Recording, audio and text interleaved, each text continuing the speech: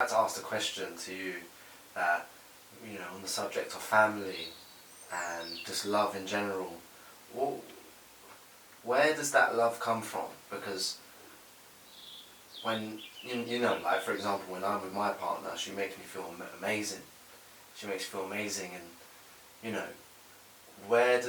what would Vedanta have to say about, love and Okay. that sort of... And remember, when you're learning Vedanta, you're not learning Vedanta, you're learning about yourself. Yeah. But it's fine using the word, using it in that context. Yeah. As an example, to the question you asked, for instance, as an example, my grandson will come up to me and say, "Grandad, I love you." I'll say to him, "No, son, you don't love me." He says, "What do you mean, Grandad?" I will say, "Well, when you see me, what do you feel?" He says, "Well, when I see you, Grandad, I feel all the love you're giving me." And I say, "Son, have a think about this. When you see me, I activate the love in you of what you are. It comes from within you. That is your nature." And he stops and thinks for a while. Of course, yeah, it's got to be within me. Yeah. So I activated the love within him. When I see him, he also activates the love in me. Now, I have a duty to my grandson, and in the process of doing my duty with the grandson, the activation of love within me activates every time I do something. Yeah. When he sees me and we do things, it activates within him. So, the love, I'll say to the grandson, the love is actually in you. That is your nature. That is my nature, and that is everybody else's nature. He will say, "Well, Grandad, what we got in common?" I'll say to him, "Well, the love in you and the love in me is one. It's not separate. On the deeper levels of each of us and of every human being, when studied, analysed, and actually for Vedanta it does actually that, yeah, you will recognise that the love is within yourself. For instance, if you're with your family, you recognise that you're all one. It just activates within you, yeah, when you see your partner, yeah. So, as love itself, love is within you, and that is your nature. Does that make sense? Yeah, that's very profound, because it's so simple yet so...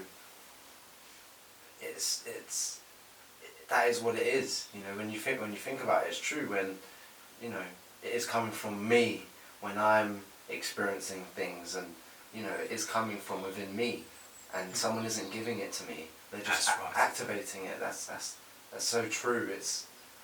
That's really profound. Wow. And what about? Bear in mind again, these teachers are not mine. Yeah. Yeah. I can recognise this through my own analyse, and you've analysed it. Yeah. So these teachings are not mine. Of course, we all get inspiration that come to us. Yeah. Yeah. A lot of us get that. But these teachings, what I'm speaking to you, as you'll find, most teachers who teach Vedanta teach it in their own format. But the basics are the same. Yeah. The different forms of Vedanta, and you'll find some variations. But if you listen to these variations and it doesn't fit right with you, you just say, well, like for instance, there is some things at the very end of Vedanta, yeah, which at this moment I would disagree with, yeah. I don't wish to speak about it now. It's at the very, very last point, yeah, to the highest point of our understanding,